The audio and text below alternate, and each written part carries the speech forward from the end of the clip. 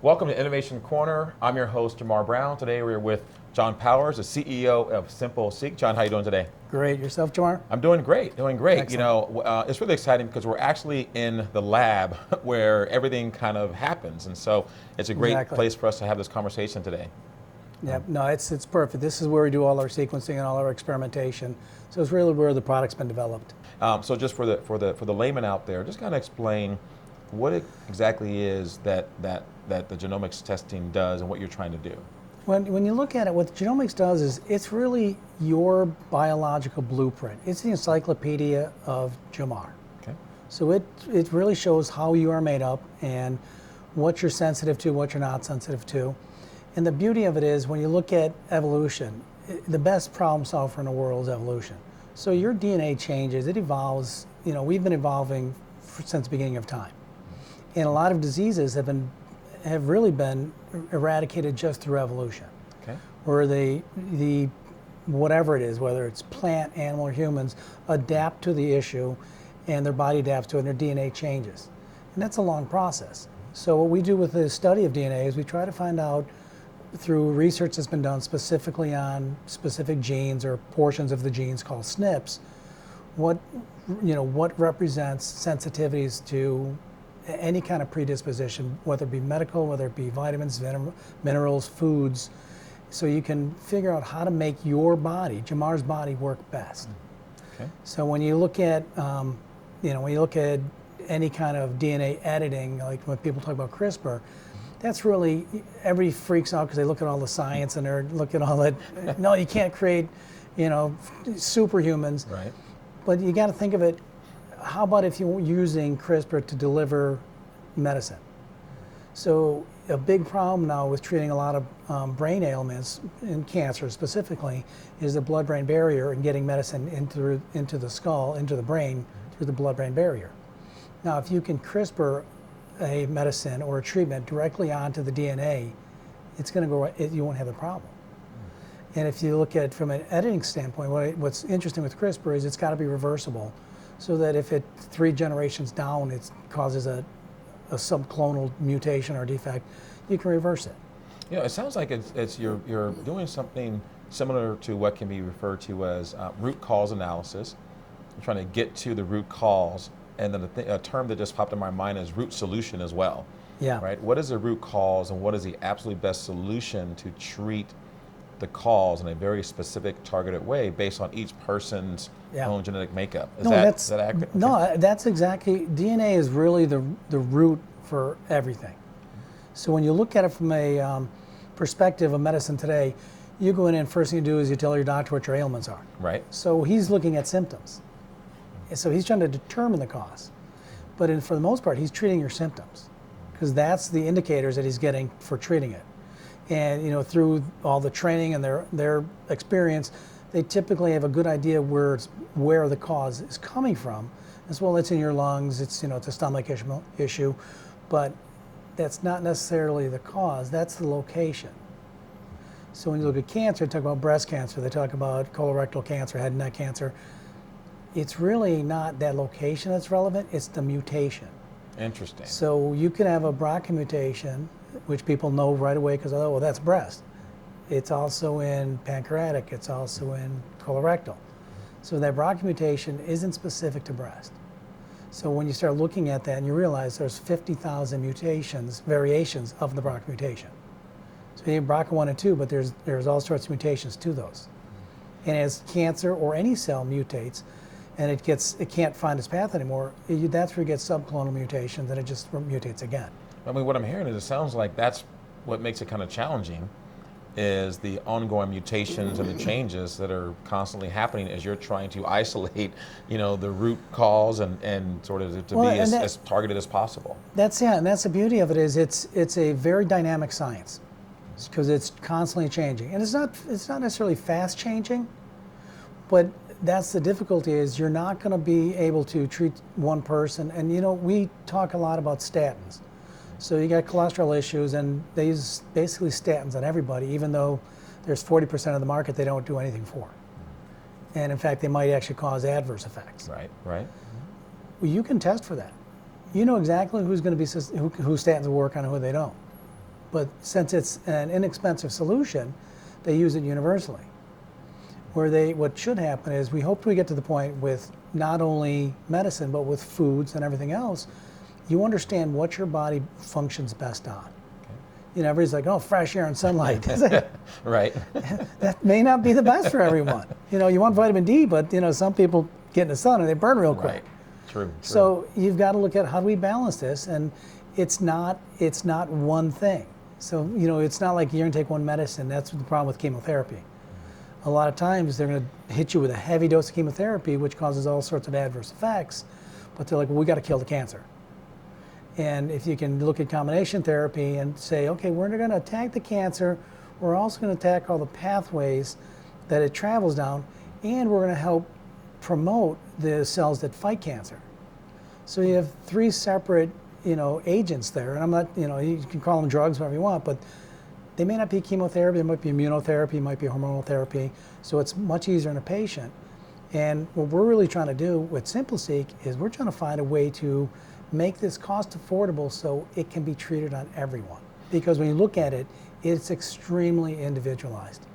So when you start looking at actual drug trials, if you were doing sequencing, if you're doing DNA sequencing and liquid biopsy on all the patients within the trials, what would happen is you start to get a profile on the patients that your agent, whatever it is, works best on, whether it's a food or drug or whatever. You'll start getting a profile on what DNA background that works best for. So now what happens, you look at it from a clinical trial standpoint, you start eliminating all the adverse effects. So you go, okay, and from a vendor, you're like, well, do we want to limit that much of the population? Like, if it doesn't work, you do, especially if it causes adverse effects, which are all those disclaimers you see. So now it speeds up the drug trials because you know exactly who should be treated with it, and you know what doses work, and you know how it works. And you can see it genetically. Now let's talk about from a business perspective, because you changed industries, got into the medical industry, and let's talk about how did Simpsqe come to be? Okay, my whole professional career, I've been all about creating efficiency. So I've done a lot of turnaround, startup type work, where at Motorola, I would basically, if there was an area that was broken, I would go work in that area, get it turned around, fixed, streamlined, and profitable. And in the medical industry, it's a little different because you expect the goal is you want to optimize patient outcomes. Right. Out of necessity, the hospitals optimize reimbursement because that's how they're basically how they're funded, other than private funding and charity. True. So you kind of have a split in terms of the way you're doing things. And we've seen places that focus on really kind of doing cost efficient and what's the best way to get patient outcomes. And a lot of these, Kaiser's a perfect example. They've shown that you can do this being very cost conscious and focusing on outcomes and wellness and be profitable. So we know this model does work. But when we start looking at genomics, one of the difficulties is it's really been so far used primarily that people that could afford it, either through, you know, they got charitable help on it or they're wealthy people, but you're not seeing the broad spectrum. So when you look at DNA, you have a lot of DNA with a similar profile. So what you really need to do is, we're looking at this from business, and I'm figuring out, okay, how can we get more people tested faster and make this more acceptable? Okay. The acceptable side, we're not going to go lobby the government because, you know, we're not a big company, but that's happening already. I mean, I just saw an article where the NCCN has expanded where they want genetic testing in a number of indications. So you see it with the NCCN, you see it with the FDA, they're getting very proactive about this. Now the question is, how do we run the cost out? Okay. So at Simpsqe, we didn't look at this and say, you know, I look at it from an engineering standpoint. And a lot of times, re-engineering was a big buzzword in the 90s. It was like, oh, we're doing re-engineering. And I would look at what a lot of companies did, and a lot of groups within companies I worked at would do, and I didn't call it re-engineering. What they were doing was, they were doing really cycle time reduction. So we're working with a proprietary library preparation right now that we can put quality control up front. So today a lot of the sequencing was done what's called targeted capture. Once you get your data, you go back and review it to see, okay, how many reads did we get on this specific SNP, this portion of the gene that we wanted to look at? And you got to look at the reads. with Simpleseq, one of the beauties of the feature, and this is just one feature, is we can build the controls up front. So when we get the results, we know how many reads there were. So the back end process, we cut that down dramatically. Okay. So the process they use for targeted capture today has 35 fairly intricate, detailed steps, and a lot of them have to be done at a specific temperature. With what we're doing on that with Simpleseq now, we can do that whole process faster. We can do it in 5 steps, and we can do it at room temperature, and we can get comparable results. And I would say better results, but I'd leave that up to the scientific industry to look at their results, depending on what they're looking at, say, okay, this is better. We know that we can provide more quantity of data, and we can do the controls, which isn't happening. And then what we've done on top of that, we've designed a specific cancer panel assay, and this is just one product offering. Okay. So we offer really a whole process. But when we looked at this, we said, we know that cancer is, and all these people that are doing medical applications are looking between anywhere from 4 to 50 genes, what they look at. So our panel we built, it's 500 genes that have any medical relevance at all. Wow. And we said, let's do them all at once, because we believe we can do them at the same price that you can do 50. Wow, that's amazing. Yeah, and the beauty of this is, and when I talked about BRCA earlier, BRCA started with basically 3 genes. And they're saying, we're looking at BRCA, and there's BRCA2, and that's expanded to 26 genes that they look at today. Why not look at 500? Because now you're going to make other discoveries that you may think weren't related at all, because for the most part, you're really not looking at breast cancer.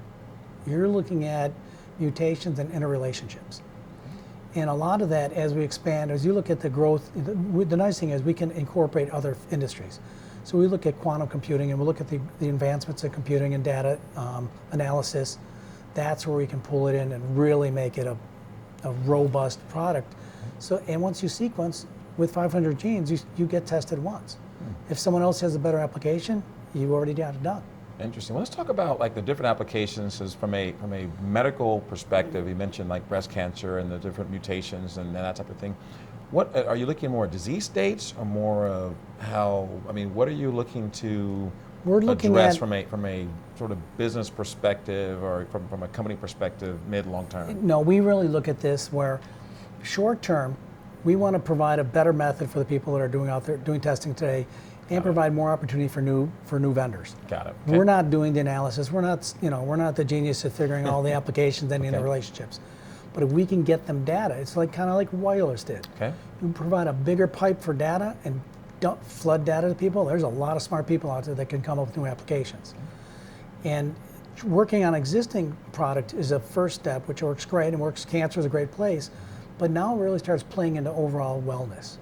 Because now you start looking at health benefits and other things you can do for screening. So you look at what Cologuard does on the screening side. That's using DNA. Right.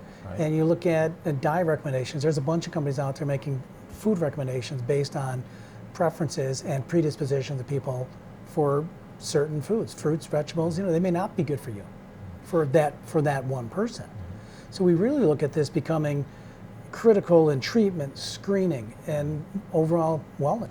John, I really appreciated our discussion, and there are a couple of things that I'd like to kind of touch on now in terms of more about the business, or expanding more of our conversation about the business, and talk about the intellectual property you have. So I would imagine that with doing what you do, it requires some pretty specific things to make it all work. Yeah, and it's when I talked about the cancer panel. That's a specific product that we've got a patent on that specific design. But what we really do is we provide a whole process. So we have a patented process for treating, basically the treatment of DNA and RNA. Okay. And it's from start to finish. So it's from extraction all the way through sequencing the DNA. Excellent. And that's really where we've got our IP filed. So we really look at this as a process that will have a number of different products that roll out from there. Excellent. And then where do you see Simpleseq 3-year plan, 5-year plan, 10-year plan in terms of scaling up from a business model standpoint? Well, the beauty of it is our manufacturing is already set up, and it's pretty simple because we can use existing facilities. So we don't need to grow, we don't need to build a factory, we don't need to build a lot of overhead. And a lot of the people that we'd be working with short term are the large genome centers. So it's a pretty tight group, and it's in the market size. When you look at that, they're Goldman Sachs is forecasting this at a $5 trillion market. Wow. Okay. So we look at that and we say, okay, cancer alone is in the billions. The DNA sequencing as a sequencing business, just look at simple components. The purification front end is a $10 billion plus business. Okay. So we're looking at, small percentages, 0.5%, and we're easily a $50 million business in that realm. You mentioned from an operational standpoint, it's not overly complicated. Let's talk about some of the resources and partners and support that you're looking to sort of build to help get to that number that you're looking at. Now, the nice thing is when we look at it, we have to source a lot of raw material. And there's a lot of big companies doing a lot of business in that space. So right now we're working with Twist Genomics on the sourcing of the buffers and some of the reagent work. We work with another group called iGenomics that's done a library prep. And we use Illumina sequencers, but we've also used, as you can see within the room, there's 3 other sequencers that we're using today. So the beauty of what we've designed is it can work on any sequencing platform. And there's so many people in this space, and as I said, as you get more data and you expand what's available, new players enter the market. Right. When I look at any industry at its first 10 years to the 50 years, radically different profile. That's true. And that's where we're at today. We know that we want to be as platform agnostic as possible and as open as possible so we can work with everyone. So we really focused on, let's do something on the front end that everybody uses. So when we look at the market, it's the DNA, RNA, genomic market space. That's our market. It's everything. Because everything that gets sequenced, we're touching. John, another question I wanted to ask you, in terms of Simpsqe being a startup and there's different phases of startups, where are you at right now? And then speak to it from a funding standpoint. It's a very timely question because we've really gotten our IP isolated from our angel investor money and from the revenue we produce through our sequencing services. Myriad Genomics is the parent company, is the owner of Simpsqe. So from the revenues that we've produced, we've been able to help get at least through our IP filed and really started the proof of concept. And we've been just out now raising money to really launch this whole product. And we expect to see revenue in the first half of 2020. So we're right now actively talking to investors. We think that we've got our lead investor identified. We haven't got the money in yet, but we do have his commitment. So we're in a good space, but you never know how much money you will need or don't need. So we're still talking to investors, and I think with the upside of the business, we're getting a lot of interest. Is there anything else you'd like to share with the people watching Innovation Corner about your business that you think is really important for them to know? I can't think of a more exciting area to be than in genomics today. I mean, we're talking strictly in this, in our discussion, we're talking about humans. You look at animals, plants, food. People don't think about water. You used to look at water purification, and imagine the fact they're like, well, water's not alive. No, but everything in it is. Right. So all the microbes. So as you're doing purification, we can immediately see, guess what? You're not getting these microbes out of it. You're getting all the solid matter out. So now, what do you do to get rid of the microbes? So whether it's heating or ultraviolet or whatever, but it can start looking at much larger scale of literally everything. It'll impact every aspect of our life. And it's kind of like when I look at wireless. That was electronics for the last 100 years. It was the invention of the decade. Not decade, of the century. Right, century, right. And DNA, I think life sciences, that's really the future for the next century.